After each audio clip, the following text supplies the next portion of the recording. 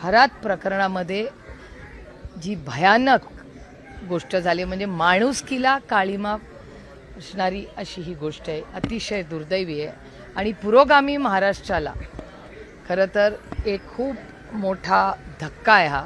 आणि महाराष्ट्रात नाही देशात, म्हणजे मी माझा पार्लमेंटमधला अनुभव सांगते, आपली चेष्टा करून ठेवली आहे या खराताने.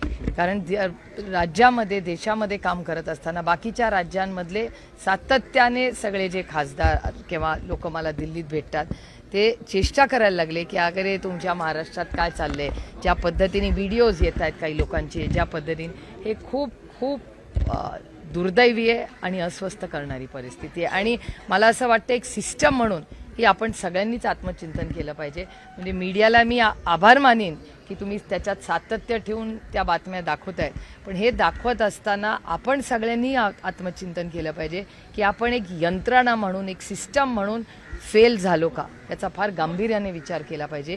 कारण का त्या महिलांना जेव्हा ही व्यक्ती धमकी देत होती तेव्हा त्यातल्या महिलेला एकीलाही, जी सक्षम आहे, शिकलेली आहे, स्वतःच्या पायावर उभी आहे, तिला तो कॉन्फिडन्स का नाही आपण एक समाज म्हणून देऊ शकलो की तिने येऊन कंप्लेन करावी.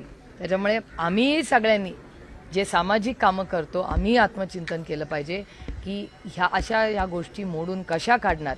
आणि एक पक्ष म्हणून आणि सामाजिक काम म्हणून आम्ही सगळ्यांनी ठरवलं की राष्ट्रवादी काँग्रेस पक्ष, शरदचंद्र पवार, महिला आणि युवती काँग्रेस ही ज्या ज्या जिल्ह्यांमध्ये ह्या गोष्टी कानावर जरी आल्या तर तिथल्या एसपींकडे जाईल आणि कुठल्याही महिलेचं किंवा पुरुषाचं असल्या भोंदू बाबांकडून एक्सप्लॉयटेशन होत असेल तर आम्ही त्याला वाचा फोडायचं आणि हे थांबवायची एक ॲक्टिव्हिटी राष्ट्रवादी काँग्रेस पक्ष, शरदचंद्र पवार संपूर्ण राज्यात घेणार आहोत.